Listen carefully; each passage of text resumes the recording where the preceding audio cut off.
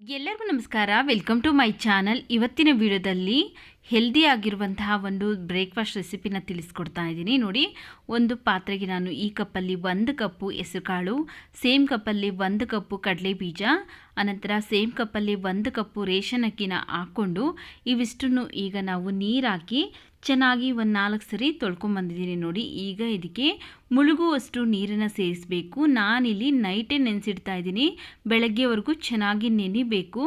ಆದ್ದರಿಂದ ಒಂದು ಪ್ಲೇಟ್ನ ಮುಚ್ಚಿ ಬೆಳಗ್ಗೆವರೆಗೂ ನೆನೆಯೋದಕ್ಕೆ ಬಿಡ್ತಾ ಇದ್ದೀನಿ, ಅಥವಾ ಒಂದು 4 ರಿಂದ 5 ಗಂಟೆ ನೆನೆಸಿದ್ರೆ ಸಾಕಾಗುತ್ತೆ. ನೋಡಿ, ಬೆಳಗ್ಗೆವರೆಗೂ ನಾನು ನೆನೆಸ್ಕೊಂಡಿದ್ದೀನಿ. ಚೆನ್ನಾಗಿ ಕಡಲೆ ಬೀಜ, ಹೆಸರುಕಾಳು, ಅಕ್ಕಿ ಎಲ್ಲ ನೆಂದಿದೆ. ಈಗ ಇದರಲ್ಲಿರುವಂತಹ ನೀರನ್ನೆಲ್ಲ ತೆಗೆದುಬಿಟ್ಟು ನಾನು ಒಂದು ಮಿಕ್ಸಿ ಜಾರ್ಗೆ ಹಾಕ್ಕೊಳ್ತಾ ಇದ್ದೀನಿ. ನಿಮ್ಮ ಹತ್ರ ಏನಾದರೂ ರೇಷನ್ ಅಕ್ಕಿ ಇಲ್ಲ ಅಂದರೆ ನಾರ್ಮಲಾಗಿ ದೋಸೆ ಅಕ್ಕಿ ಬರುತ್ತಲ್ಲ, ಅದನ್ನೇ ಹಾಕ್ಕೊಳ್ಬೋದು.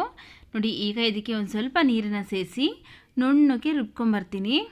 ನೋಡಿ, ಈ ರೀತಿಯಾಗಿ ಒಂದು ಸ್ವಲ್ಪನೂ ತರಿ ಅನ್ನೋದು ಇಲ್ಲದೇ ನುಣ್ಣಗೆ ರುಬ್ಕೊಳ್ಬೇಕು. ಈಗ ಇದನ್ನು ಒಂದು ಪಾತ್ರೆಗೆ ಹಾಕ್ಕೊಳ್ತಾ ಇದ್ದೀನಿ. ಇನ್ನೂ ಉಳಿದಿದೆಯಲ್ಲ ಅದನ್ನು ಸಹ ರುಬ್ಬಿಟ್ಟು ಇದೇ ಪಾತ್ರೆಗೆ ಹಾಕ್ಕೊಳ್ತಾ ಇದ್ದೀನಿ. ಈಗ ಒಂದು ಸ್ವಲ್ಪ ಮಿಕ್ಸಿ ಜಾರ್ಗೆ ನೀರನ್ನು ಸೇರಿಸಿ ಮಿಕ್ಸಿ ಜಾರ್ ತೊಳೆದುಬಿಟ್ಟು ಈಗ ಇದಕ್ಕೇ ಹಾಕ್ಕೊಳ್ತಾ ಇದ್ದೀನಿ. ನೋಡ್ಕೊಳ್ಳಿ, ನಿಮಗೆ ದೋಸೆ ಕನ್ಸಿಸ್ಟೆನ್ಸಿಗೆ ಬೇಕಾಗುವಷ್ಟು ನೀರನ್ನು ಸೇರಿಸ್ಕೊಳ್ಬೇಕಾಗತ್ತೆ. ನಾನಿಲ್ಲಿ ಮಿಕ್ಸಿ ಜಾರ್ ತೊಳೆದಿದ್ನಲ್ಲ ಅಷ್ಟೇ ನೀರನ್ನು ಹಾಕ್ಕೊಂಡಿದ್ದೀನಿ. ನೋಡಿ, ಈ ಹದಕ್ಕಿದ್ರೆ ದೋಸೆ ಪರ್ಫೆಕ್ಟಾಗಿ ಬರುತ್ತೆ. ಇದನ್ನು ಪರ್ಮೇಟ್ ಮಾಡಬೇಕು ಅಥವಾ ನೆನೆಸಿಡಬೇಕು ಅಂತ ಏನಿಲ್ಲ. ಸೋಡಾ ಬೇಕಾಗಿಲ್ಲ, ಈನೋ ಪುಡಿ ಬೇಕಾಗಿಲ್ಲ. ನಾವು ರುಬ್ಬಿದ ತಕ್ಷಣ ಇನ್ಸ್ಟೆಂಟಾಗಿ ದೋಸೆನೇ ಮಾಡ್ಕೊಳ್ಬೋದು.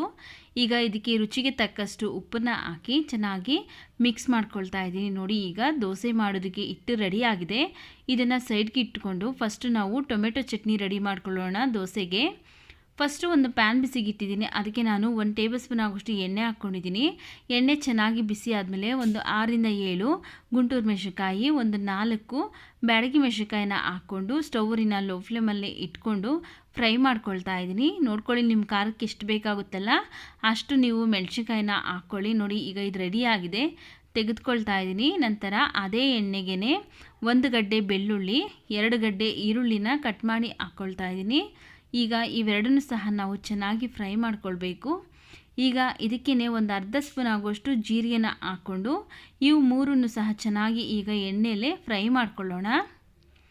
ನೀವು ಈ ಟೊಮೆಟೊ ಚಟ್ನಿನ ಯಾವುದೇ ಥರದ ದೋಸೆ ಆಗಿರ್ಬೋದು, ಇಡ್ಲಿ ಆಗಿರ್ಬೋದು, ಎಲ್ಲದಕ್ಕೂ ಸಹ ಪರ್ಫೆಕ್ಟಾಗಿ ಇರುತ್ತೆ.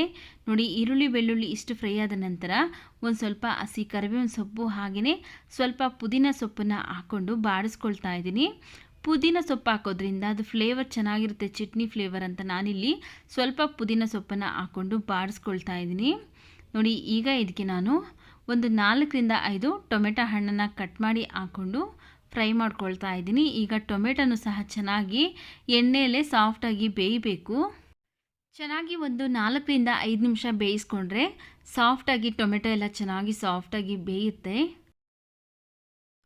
ನೋಡಿ, ಇಲ್ಲಿ ಟೊಮೆಟೊ ಎಲ್ಲ ಚೆನ್ನಾಗಿ ಸಾಫ್ಟಾಗಿ ಈ ರೀತಿಯಾಗಿ ಬೆಂದಾದಮೇಲೆ ನಾನು ಸ್ಟವ್ನ ಆಫ್ ಮಾಡಿಕೊಂಡು ಇವಿಷ್ಟನ್ನು ತಣ್ಣಗೆ ಮಾಡಿ ಇಟ್ಕೊಂಡಿದ್ದೀನಿ. ಸಾರಿ ಸ್ನೇಹಿತರೆ, ನಾನು ಇಲ್ಲಿ ಸ್ಟವ್ ಆಫ್ ಮಾಡ್ಕೊಂಡಿದ್ದೀನಲ್ಲ ಆ ವಿಡಿಯೋ ಮಿಸ್ ಆಗಿದೆ, ಅದರಿಂದ ಹಾಗೇ ತೋರಿಸ್ತಾ ಇದ್ದೀನಿ. ನೀವು ಚೆನ್ನಾಗಿ ಸಾಫ್ಟಾಗಿ ಬೆಂದಾದಮೇಲೆ ಸ್ಟವ್ನ ಆಫ್ ಮಾಡಿಕೊಂಡು ತಣ್ಣಗೆ ಮಾಡಿಕೊಂಡು ಒಂದು ಮಿಕ್ಸಿ ಜಾರ್ಗೆ ಹಾಕ್ಕೊಳ್ಳಿ. ನಾನು ಸಹ ತಣ್ಣಗಾದಮೇಲೆ ಮಿಕ್ಸಿ ಜಾರ್ಗೆ ಹಾಕ್ಕೊಂಡಿದ್ದೀನಿ. ಹಾಗೆಯೇ ಇದಕ್ಕೆ ಫಸ್ಟೇ ಇಲ್ಲಿ ನಾನು ಫ್ರೈ ಮಾಡಿ ಎತ್ತಿಟ್ಕೊಂಡಿರುವಂತಹ ಒಣಮೆಣಸಿನಕಾಯಿ ಹಾಗೆಯೇ ಸ್ವಲ್ಪ ಕೊತ್ತಂಬರಿ ಸೊಪ್ಪು ಹಾಕ್ಕೊಳ್ತಾ ಇದ್ದೀನಿ. ಈಗ ಇದಕ್ಕೆ ಒಂದು 1/4 ಟೀ ಸ್ಪೂನ್ ಆಗೋಷ್ಟು ಅರಿಶಿನ ಪುಡಿ, ರುಚಿಗೆ ತಕ್ಕಷ್ಟು ಉಪ್ಪು, ನಾನಿಲ್ಲಿ ಕಲ್ಲುಪ್ಪನ್ನು ಹಾಕ್ಕೊಂಡಿದ್ದೀನಿ. ಈಗ ನೀರೇನು ಸೇರಿಸ್ದೇನೆ ನುಣ್ಣಗೆ ರುಬ್ಕೋಬೇಕು. ನೋಡಿ, ಈ ರೀತಿಯಾಗಿ ನುಣ್ಣಗೆ ರುಬ್ಕೊಂಡಿದ್ದೀನಿ. ಇದಕ್ಕೆ ನೀರೇನು ಸೇರಿಸಿಲ್ಲ, ನುಣ್ಣಗೆ ರುಬ್ಕೊಂಬಂದಿದ್ದೀನಿ. ಈಗ ಒಂದು ಬಟ್ಲಿಗೆ ಹಾಕ್ಕೊಳ್ತಾ ಇದ್ದೀನಿ.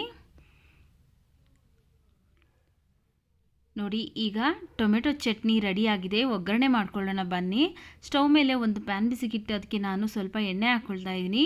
ಎಣ್ಣೆ ಬಿಸಿ ಆದಮೇಲೆ ಸ್ವಲ್ಪ ಸಾಸಿವೆ ಹಾಗೆಯೇ ಸ್ವಲ್ಪ ಜೀರಿಗೆ, ಸ್ವಲ್ಪ ಹಸಿ ಕರಿಬೇವಿನ ಸೊಪ್ಪನ್ನು ಹಾಕ್ಕೊಂಡು ಫ್ರೈ ಮಾಡಿಕೊಂಡು ಈಗ ಸ್ಟವ್ ಆಫ್ ಮಾಡಿ ಫಸ್ಟೇ ರೆಡಿ ಮಾಡಿ ಇಟ್ಕೊಂಡಿರುವಂತಹ ಚಟ್ನಿಗೆ ಈ ಒಗ್ಗರಣೆನ ಮಿಕ್ಸ್ ಮಾಡೋಣ. ನೋಡಿ, ಈಗ ರುಚಿಯಾದಂತಹ ಟೊಮೆಟೊ ಚಟ್ನಿ ದೋಸೆ, ಇಡ್ಲಿ ಎಲ್ಲದಕ್ಕೂ ಸಹ ಸೂಪರಾಗಿರುತ್ತೆ. ಈಗ ರೆಡಿ ಆಗಿದೆ. ಬನ್ನಿ ಈಗ ಇದನ್ನು ಸೈಡ್ಗಿಟ್ಟು ದೋಸೆ ಮಾಡ್ಕೊಳ್ಳೋಣ. ಸ್ಟವ್ ಮೇಲೆ ಒಂದು ತವಾ ಬಿಸಿಗಿಟ್ಟು ತವಾ ಚೆನ್ನಾಗಿ ಬಿಸಿ ಆದಮೇಲೆ ಸ್ಟವ್ನ ಲೋ ಫ್ಲೇಮಲ್ಲಿ ಇಟ್ಕೊಂಡು ಈಗ ದೋಸೆನ ಹಾಕ್ಕೊಳ್ಬೇಕು. ನೋಡಿ ಎಷ್ಟು ತೆಳುವಾಗಿ ಬೇಕಾಗುತ್ತಲ್ಲ ಅಷ್ಟು ತೆಳುವಾಗಿ ದೋಸೆ ಹಿಟ್ಟನ್ನ ಹಾಕ್ಕೊಂಡು ಚೆನ್ನಾಗಿ ಸ್ಪ್ರೆಡ್ ಮಾಡಿ ಈಗ ಇದಕ್ಕೆ ಎಣ್ಣೆ ಅಥವಾ ತುಪ್ಪ ಹಾಕ್ಕೊಂಡು ಮುಚ್ಚಿ ಬೇಯಿಸ್ಕೊಳ್ತಾ ಇದ್ದೀನಿ. ಸ್ಟವ್ನ ಮೀಡಿಯಮ್ ಫ್ಲೇಮಲ್ಲಿ ಇಟ್ಕೊಂಡು ಮುಚ್ಚಿ ಬೇಯಿಸ್ತಾ ಇದ್ದೀನಿ. ನೋಡಿ ಒಂದು ಕಡೆ ದೋಸೆ ಬೆಂದಿದೆ, ನೋಡಿ ಒಂದು ಸ್ವಲ್ಪನೂ ಅರಿದೆ ಮುರಿದೆ ಎಷ್ಟು ಚೆನ್ನಾಗಿ ಪರ್ಫೆಕ್ಟಾಗಿ ದೋಸೆ ಬರ್ತಾ ಇದೆ.